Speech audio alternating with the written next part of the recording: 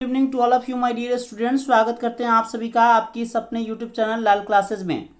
आज 4 जून और 4 जून के करेंट अफेयर जो भी इंपॉर्टेंट करेंट अफेयर हो सकते हैं उनके रिगार्डिंग हम लोग इस टॉपिक में आज बात जो है वो करने वाले हैं।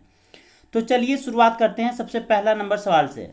ये जो भी करेंट अफेयर आपको बताएंगे आपके जो भी आने वाले एग्जाम्स हैं, चाहे वो एसएससी का हो, रेलवे का हो या फिर बैंकिंग का हो या फिर आप किसी भी स्टेट पीसीएस के एग्जाम की तैयारी कर रहे हैं, उन सभी के लिए काफ़ी महत्वपूर्ण रहेगा।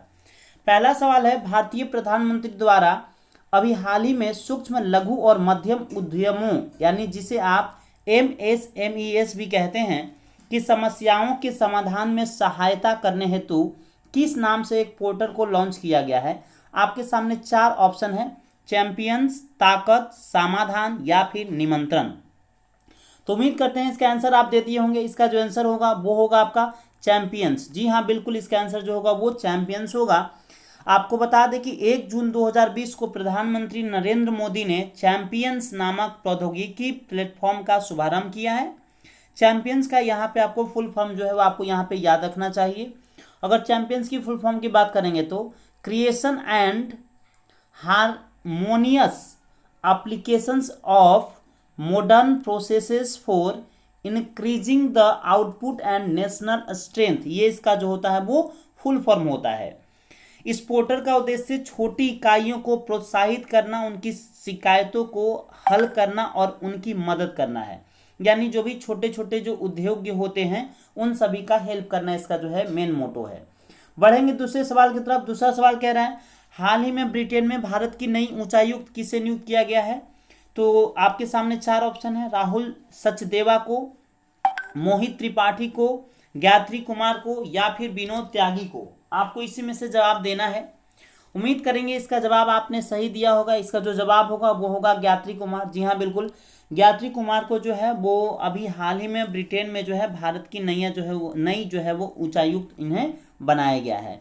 तो व्हाट योर आंसर, आंसर जो होगा वो सी होगा, यानी Gayatri Kumar is the right answer.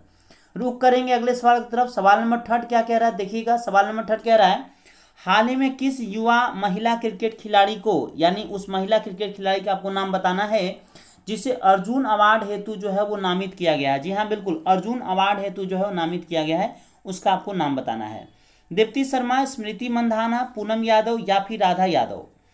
तो इसका जो आंसर होगा वो होगा आपको माय डियर दीप्ति शर्मा। जी हाँ, बिल्कुल दीप्ति शर्मा जो है वो एक भारतीय क्रिकेटर हैं। इन्होंने 28 नवंबर 2014 को दक्षिण अफ्रीका के खिलाफ वनडे में अंतर्राष्ट्रीय क्रिकेट में अपना पहला प्रदर्शन किया था।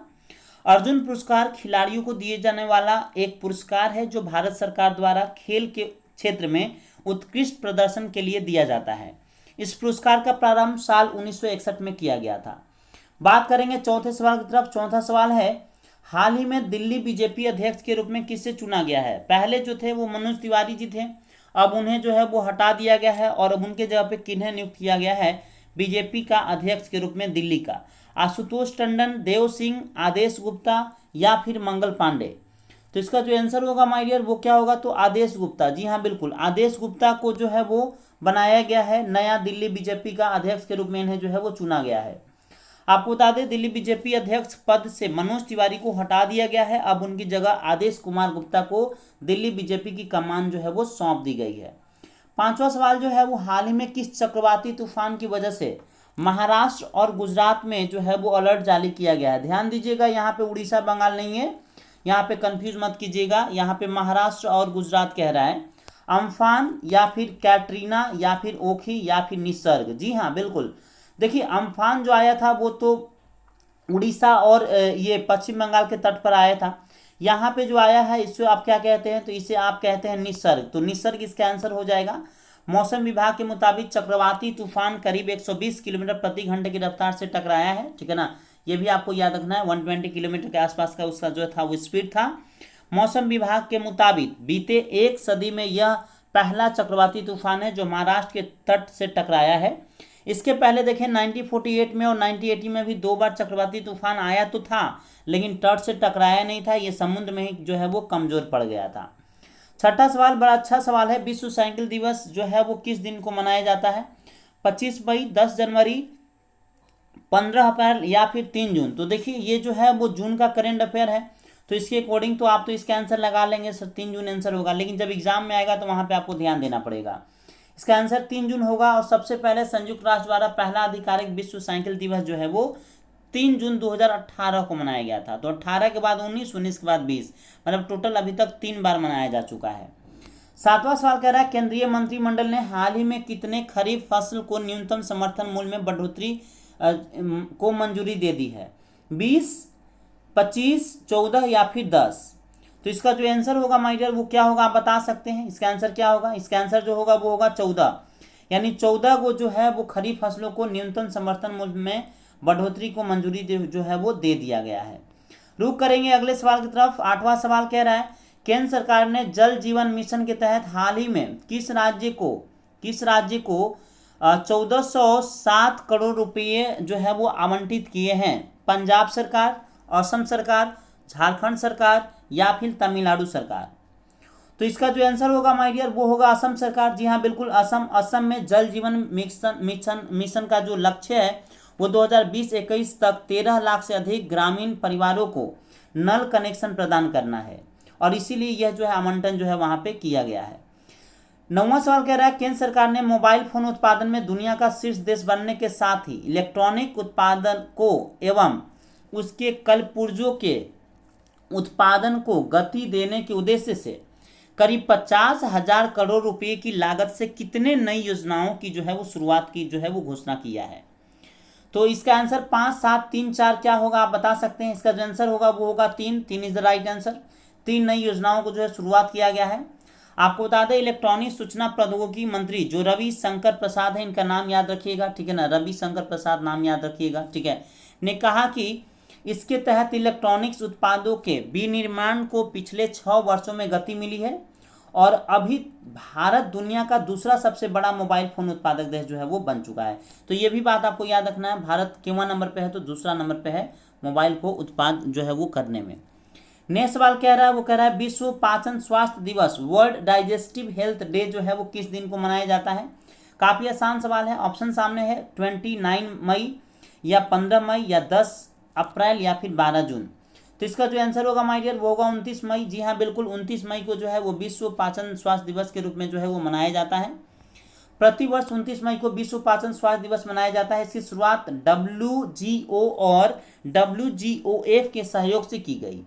इसका उद्देश्य पाचन संबंधी रोग और विकार जो के विषय में जन जागरूकता बढ़ाना है। 29 मई 1958 में संपन्न वाशिंगटन अमेरिका में वर्ल्ड गैस्ट्रोएंटरोलॉजी की पहली विश्व कांग्रेस की बैठक में विश्व पाचन स्वास्थ्य दिवस मनाने की घोषणा जो है वो की गई थी। रुक करेंगे 11 नंबर सवाल के ऊपर। भारतीय मौसम विभाग यानी कि IMD के अनुसार दक्षिण पश्चिम मानसून वर्ष की किस अवधि में आता है? तो ये वन लाइनर टाइप के क्वेश्चंस आपको यहाँ पे दिखाएंगे 2-3। ये जून से सितंबर के बीच में आता है, ये आप यहाँ पे याद रखिएगा। भारतीय मौसम विज्ञान विभाग जो है IMD ने हाल ही में घोषणा किया, उसके अनुसार दक्षिण पश्चिमी मानसून केरल के तट पर पहुंच गया, और दक्षिण पश्चिम मानसून आमतौर पर जून से सितंबर की अवधि में जो है वो आता है। अगले सवाल तक शुरू करेंगे। MSME की परिभाषा में हाल ही में बदलाव के अनुसार एक उद्यम को एक मध्यम उद्यम के रूप में वर्गीकृत करने के लिए निवेश की सीमा क्या कर दिया गया है? तो ये 50 करोड़ रुपया कर दिया गया है, याद रखिएगा। और आज का आखिरी सवाल बात करेंगे, हाल ही में नई लॉन्च की गई योजना PM स्वनिधि के लाभार्थी कौन है? तो ये स्ट्रीट वेंडर हैं, ठीक है। 1 जून 2020 को भारत सरकार ने स्ट्रीट वेंडर के लिए प्रधानमंत्री आवास योजना शुरुआत की है। केंद्रीय मंत्रिमंडल ने इस योजना के लिए क्रेडिट राशि को मंजूरी दे दी है। PM स्वनिधि या PM street vendor Atmanirbhar Nidhi एक क्रेडिट सुविधा योजना है जो 50 लाख से अधिक शहरी और ग्रामीण स्ट्रीट वेंडर्स की जो है वो मदद करेगा। इस योजना से स्ट्रीट वेंडर्स को अपनी आजीविका फिर से शुरू करने में मदद मिलेगी। इस योजना के तहत स्ट्रीट वेंडर 10,000 रुपये का ऋण प्रदान किया जाएगा। स्ट्रीट वेंडर्स 1 वर्ष के भीतर मासिक किस्तों के रूप में उनको जो है वो अपना जो राशि जो है वो लौटाना पड़ेगा। उम्मीद करेंगे आपका आज का वीडियो जो है पसंद आया होगा। अगर आपको ये वीडियो पसंद आया तो लाइक ज़रूर कर दीजिएगा और चैनल के साथ नए होंगे तो सब्सक्राइब कर दीजिएगा। इसी प्रकार का डेली वीडियो देखने के लिए आप बेल बटन पर क्लिक करके नोटिफिकेशन को भी ऑन कर लीजिएगा। कल के क्लास में मिलेंगे, जो कि आज के क्लास में हम आपको एक बार करंट अफेयर थोड़ा सा रिवीजन करवा देंगे और फिर कल नए करंट अफेयर के साथ मिलेंगे। तब तक के लिए all the best, take care, bye bye and thank you.